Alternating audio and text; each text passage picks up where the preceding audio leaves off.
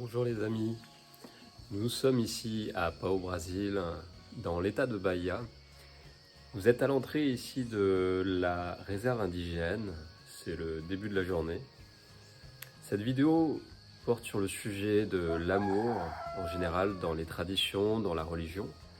Et qu'est-ce que c'est l'amour, On va venir en parler au travers ces deux points de vue que sont dans la tradition du bouddhisme et dans la tradition de l'islam. Ce sujet a été traité il y a quelques jours par notre ami Pascal Trefingui, Lama Kunzang, le frère du temple. Et l'amour, d'un point de vue traditionnel, on entend ce mot dans le mot amour, am et aour, qui veut dire lumière en langue hébraïque. L'amour est le support de tout.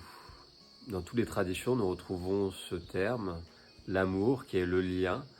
On le trouve à la Grèce antique sous trois termes. Nous avons l'amour éros, l'amour de la passion, l'amour qui est vu comme l'acte plus charnel, sexuel, qui emmène du lien entre les êtres par le plaisir. Et on peut avoir l'amour des passions, l'amour de l'instinct, un amour instinctif. C'est un amour qui a une certaine limite, qui est très agité et qui emmène des états expansifs. L'amour de la passion va emmener vers l'extase au niveau de la terre, dans la vie simple, et qui va entraîner en face d'amour, en face de l'amour, nous avons la haine. Donc cet amour très basique, cet amour éros, est souvent ce que nous allons vivre dans une relation, et qui va emmener pour un côté dualiste. Nous avons ensuite cet amour qui est vu d'une façon plus élevée, qui est l'amour filial. L'amour filial, c'est quoi? C'est cet amour qui se développe lors d'une promesse qui s'est faite par la tradition, qu'on retrouve autant dans le christianisme que dans le bouddhisme ou dans l'islam. C'est un amour qui va développer un lien de lumière dans la relation avec l'autre et qui va au-delà de la passion. C'est un amour qui est basé sur la confiance, sur l'échange avec clarté et honnêteté et sur un point de vue de vérité. C'est un amour qui va emmener un développement de la vie et qui va aller au-delà des épreuves. C'est pour ça qu'on appelle l'amour filial un amour de filiation, de promesse qui s'est faite sacrée dans le lien du mariage. Au lieu de divorcer, nous allons passer les épreuves ensemble pour se rendre plus fort, plus clair, plus intelligent et avoir cette capacité d'augmenter cet amour. Cet amour filial, c'est une promesse qui libère du champ passionnel, qui fait passer au-delà de la passion et qui nous libère de ce côté instinctif. Voilà à quoi sert le mariage dans toutes les traditions. C'est cette promesse de construire avec l'autre jusqu'à sa mort, sa mort qui peut être vécue aussi symboliquement sur Terre, pas que physique, et qui permet de se transformer. Donc cet amour filial emmène encore à un autre amour plus élevé. Et c'est cet amour plus élevé dont je vais venir vous en parler, dans ces points de vue du bouddhisme et aussi de l'islam, dans ces voies qu'on appelle unicitaires. Cet amour, c'est l'amour agapé. Agape, les agapes, nous avons après des cérémonies traditionnelles, les agapes. Et l'amour agapé, il nous porte au-delà de l'amour filial. Ce couple qui s'est bien construit dans une vie traditionnelle, après 10 ans, 20 ans, 15, 30 ans, 40 ans de mariage, c'est un amour qui vient porter une lumière infinie de bonté, de présence divine dans la relation, qui va nourrir les personnes qui se trouvent dans les alentours de ce couple qui s'est construit. Autant un couple fraternel qui se fait au niveau de l'œuvre du temple, un amour dans le sacerdoce qu'on a pour les autres, pour ses frères du temple, ses sœurs du temple qui œuvrent au bien-être du collectif humain dans ces 4 castes qu'on voit à l'origine qui s'appellent une synarchie et qui se développe aussi dans les monastères un amour agapé, un amour inconditionnel envers les humains et envers tout autre règne de la nature, que ce soit le règne animal, le règne végétal et ce côté minéral aussi qu'on trouve sur Terre, très physique, qui est le support de notre vie biologique sur Terre. Cet amour inconditionnel, agapé, est un support pour toutes les traditions, toutes les religions. Dans la tradition bouddhiste, nous avons cette vision que nous sommes dans une réalité qui s'appelle le samsara, la roue du Sipai Korlo que vous pouvez voir. Cette roue du samsara est un terrain de jeu. Shakespeare, à l'époque, précisait la vie est une pièce de théâtre, autant jouer des rôles, accepter des rôles, de jouer plusieurs rôles dans cette pièce de théâtre. Et l'amour de Dieu, l'amour de cette lumière divine qui descend, qui nous nourrit plus profond de notre cœur pour donner un échange clair et sain avec les autres, nous permet de jouer tous ces rôles dans une vie, voire plusieurs vies dans une vie. Et c'est grâce à cette confiance infinie dans cet amour de Dieu, de cet amour de cette grande présence, que nous pouvons sortir de ce samsara, de ce samsara dont je vous parle dans la voie du bouddhisme, qui est une forme d'illusion. Pour ceux qui ne me connaissent pas, je me nomme Nicolas André. Mon nom ici dans l'organisation du temple est Lama Dorje. Dorje qui était anciennement Purbo. Voilà, j'ai reçu une initiation récemment au travers des épreuves de la vie, de quitter Rio, de venir ici rejoindre Pascal à l'organisation à Pau au Brésil. Après toutes ces épreuves, il a été décidé de changer de nom. Cette notion d'amour dans le bouddhisme, nous la voyons déjà dans une prise de refuge. Ici, nous sommes à l'entrée des terres indigènes qui s'appelle Agua Vermelha.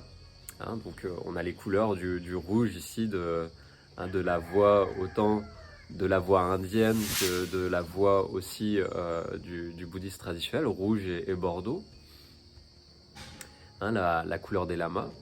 Et pour rentrer dans un temple, il y a certaines règles à respecter. Et nous appelons cela, quand on rentre dans l'organisation du temple qui s'appelle la Shanga, la famille, ces 3 règles de base à respecter qui sont dans la prise de refuge essentielles pour vivre cet amour de la présence divine et de la distribuer aux autres, autant dans la Shanga que la réalité qui se trouve autour de la Shanga, c'est-à-dire le monde profane ou les autres traditions, et de partager avec eux notre point de vue. Donc cette prise de refuge, il y a 3 règles à respecter de base, qui est ne pas voler, être dans la vérité, ne pas mentir, être dans cette vérité et la promulguer, et aussi ne pas tuer. Donc ces 3 règles de base sont très simples, de point de vue comme ça au premier regard, et subtilement, il arrive que symboliquement, on arrive à tuer. Des fois, on n'a pas une bonne hygiène de vie au quotidien. L'humain est pris par ses émotions, par des choses qui le traversent, des mémoires, des samskaras qu'on dit dans cette voie traditionnelle, en termes sanskrits, et que ces mémoires qui sont au niveau de la famille ou qui sont au niveau du lieu, des fois, ou au niveau de notre propre flux de conscience, fait qu'on peut avoir du mal à les guider en nous, et on a des expériences à vivre, des événements dans notre vie. Et on peut réagir au niveau physique et se faire du mal en prenant des drogues, en maîtrisant pas ses émotions, en s'en prenant aux autres, des fois avec violence, et qui va nous faire du mal au niveau de notre corps subtil. On va se tuer soi-même. Donc quand on n'est pas à tuer les autres ou à tuer la vie autour de soi, on peut aussi la tuer à l'intérieur. Et ces 2 autres règles à suivre dans la Shanga, qui est être dans la vérité, non pas dans le mensonge, c'est la vie au quotidien aussi. Si nous avons un petit problème pour être clair avec soi-même, si on n'accepte pas de voir qu'on a des choses à changer au fond de nous, et ben ça peut être dur de dire la vérité si déjà avec soi-même on n'est pas juste. Si on manque de franchise envers soi, de voir le miroir, hein, comme on voit dans le Dzogchen, c'est le principe même du Dzogchen, c'est le miroir, c'est de voir en permanence qui nous sommes dans le fond et qui nous pouvons être au mieux et se diriger vers cette meilleure personne que nous sommes. Cette meilleure personne que nous sommes, nous l'appelons en Inde dans la tradition l'Atma. C'est une présence comme la présence la plus pure qu'il existe dans la réalité de notre idéal, qui n'est pas encore bien descendu sur Terre, dans notre vie de réalité physique. Et toutes les pratiques, telles que les pratiques qu'on a, les techniques ici dans le bouddhisme, dans le temple, telles que la méditation vipassana, les outils de psychologie japonaise qu'on appelle le Naikan, pour faire ce miroir, pour voir qui nous sommes et accepter qu'est-ce qu'on a à changer, qu'est-ce qu'on a mal fait et qu'est-ce qu'on devrait corriger. Tous ces outils nous permettent de faire un miroir au quotidien, au travers nos relations, au travers les événements qu'on vit, et de voir ce qu'on doit changer en nous, dans nos réactions, et aussi dans nos actes pour corriger ces erreurs passées. Donc, cette voie de l'amour, cet amour inconditionnel que nous trouvons dans la Shanga, il peut être distribué autour de nous pour faire du bien, dans les soins. Ça fait partie des outils qu'on a ici, c'est tel le Reiki traditionnel. Le soin par l'imposition, la guérison par l'imposition des mains, de laisser passer un flux, ce flux de la présence d'un des Bouddhas de guérison. Donc dans cette prise de refuge, ne pas voler, ne pas mentir et être dans la vérité, c'est un travail qui se fait chaque jour au travers de cet amour inconditionnel avec l'aide du sacerdoce, autant dans la voie du bouddhisme que dans la voie de l'islam ou dans d'autres traditions, qui fait qu'on peut s'éveiller à ces parties erronées en soi, ou en tout cas ces parts d'ombre qu'on doit apprendre à regarder avec un regard plus compassionnel, et pour mieux accepter les parts d'ombre en face de soi chez les autres, pour avoir la patience et la compassion aussi de les aider, comme ça avec une aide supérieure qui vient d'un autre plan, du meilleur de nous-mêmes. Et là, nous entrons dans les dispositifs qui est dans les hauts enseignements qu'on donne dans les cours de gnose au temple, dans cette méditation, par exemple, de l'intégration de l'idam. Alors, qu'est-ce que c'est l'intégration de l'idam ? C'est un enseignement que nous donnons. Dans une méditation, on peut visualiser et d'intégrer comme ça son Bouddha protecteur en soi, créer une dissolution en fait de cette présence.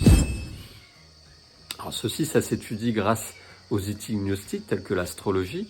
Nous pouvons voir comment dissoudre cette présence d'un des Bouddhas de toutes ses qualités et non pas se prendre pour un Bouddha, mais d'absorber ses qualités et qu'elle nous aide à évoluer, à dépasser ces erreurs qu'on peut faire au quotidien en manquant de conscience, pour se remplir de cet amour inconditionnel et donner le meilleur de soi, que ce soit en couple, que ce soit seul ou entre amis, en étant dans la capacité d'être à l'écoute de l'autre et de donner le meilleur au service de l'éveil.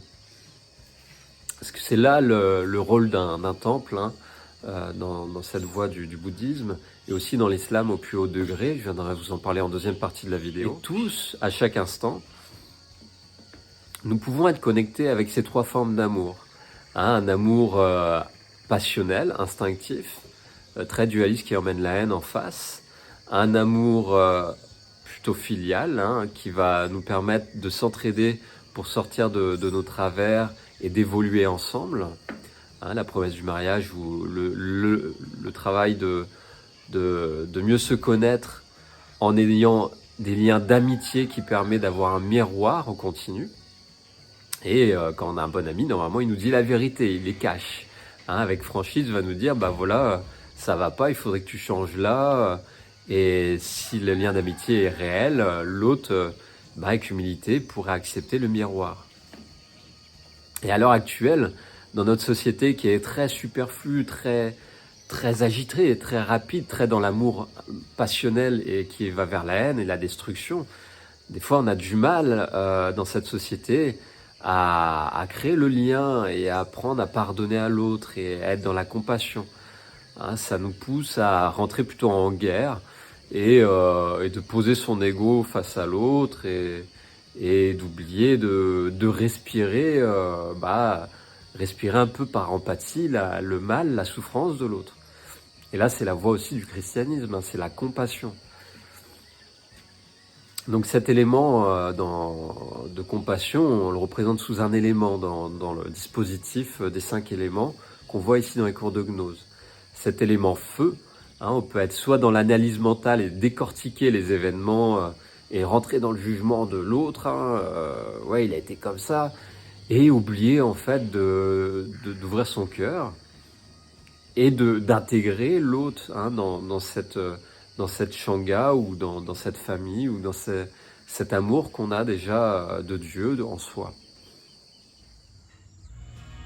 Après un petit déjeuner, changement de cadre, nous nous retrouvons à l'extérieur du centre de la maison pour vous parler de la suite de ces 5 éléments.